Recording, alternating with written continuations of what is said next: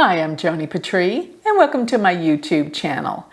Well, today I want to talk about questions and answers. So this is the next Ask Joni. I have so many questions that I'm having to break this up into different segments. But wow, what incredible people that are asking such great questions. I have to go through them all. This is like so important to me that there's so much quest for knowledge, especially about Vedic astrology. So let me begin again. Now here is from Steffi KSM. My question is, wants to know about near-death experiences. Now, Steffi had said that from my app, I had mentioned something about a near-death experience on a particular day, which she said she had, and is it just that she read that made it happen, or are there things that just seem to happen without us thinking about it? So are we creating this experience is what she, I think, is trying to say. Or can we avoid these things if we know about them? And my answer to you is absolutely. I believe in free will, and I believe we make choices. Now, I absolutely believe there's some things that are destined to happen. We determined that these particular things had to happen in order for us to grow. So certain things were set up to happen, especially meeting certain people and our parents, of course. Maybe we choose them, but after we're here, there's no choice in changing that. But my point is, there are so many things we can change, such as, here's what I think. Many people would not be here today if we didn't have the advent of modern medicine, such as chemotherapy, open heart surgery. I believe the Vedic chart sometimes tells us when we're supposed to die, but we outlive it. Why? Because of modern medicine. If we didn't have these things, we wouldn't be able to live beyond the scope of sometimes what the chart says. So I believe that. And I do believe through the power of positive thinking and believing and knowing, we can create things in our life. But sometimes in our chart, it creates certain characteristics where we may be a little bit more negative and have to overcome that. Or maybe we just have a lot of fear that we have to overcome. And maybe some of the events are so much. I mean, this is all multidimensional and different layers. But I do think we can change things. And I do think that we can also create things through our constant belief in something as well. So I think it goes both ways. Yes, maybe we can bring things on by knowing them. But I'll tell you a story. I had a client who her chart said her life was going to change and it was going to be so fabulous that the astrologer, she was my student, but astrologer before this said she was going to have to wear sunglasses. Her life was going to be so bright and wonderful. So she was expecting that totally. Guess what? She lost everything. And she came to me and goes, how can this be? I was supposed to be going into the best dasha. Everything was perfect. It was a new beginning. And I looked at her chart. She was born in Chicago during the time that they didn't record the birth times in daylight savings time, even though it was daylight savings time. So, in other words, the astrological program, because it was daylight savings time, keyed that in. But you had to know this to take daylight savings out of the chart because it shifted her ascendant.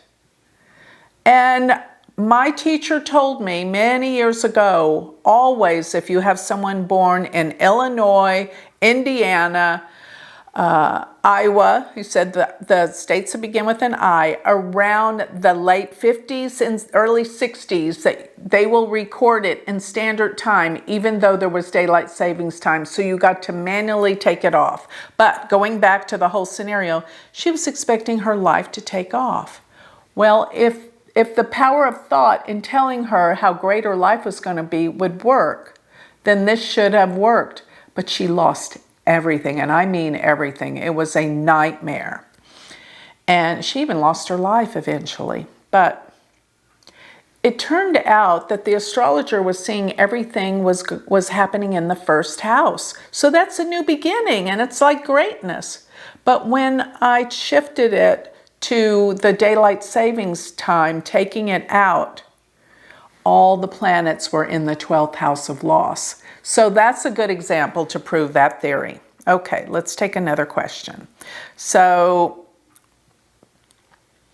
all right, this is great. Sylvia, New Age, says, how can you make predictions using Vedic astrology and be so accurate? And how a Western astrologer can make predictions and be accurate too? I'll tell you why. Because the aspects are the same.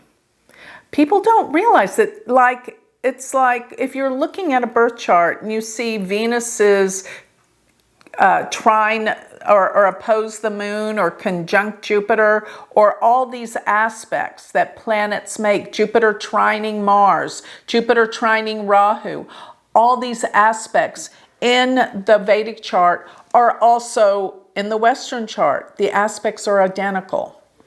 So let's say you're looking at the transits. The transits hit the same time in both Western and Vedic as well. Why is that? And I thought when I first came over to Vedic, I could escape some of the transits, but you absolutely cannot. Because if you take the whole zodiac and you shift it back 24 degrees, because that's what the Vedic chart does, all your Western planetary placements are shifted back 24 degrees in the zodiac. Now, realize that when you're talking about the transiting planets, they're shifted back 24 degrees as well. So all of your transits will be hitting the same days, whether you're looking at the Vedic chart or the Western chart. The difference is the signs are different. Their signs are different, but the aspects are the same. And of course, the house rulers are different. So when you're looking at a certain ascendant, let's say that you think you're Cancer ascendant in Western, but it falls back into Gemini in Vedic. You have all the planets ruling according to what houses, different houses. And I have to say, once again, I didn't get the results from Western astrology that I did with Vedic once I shifted all the signs. So it's because the aspects are the same. Okay, so let's take another one.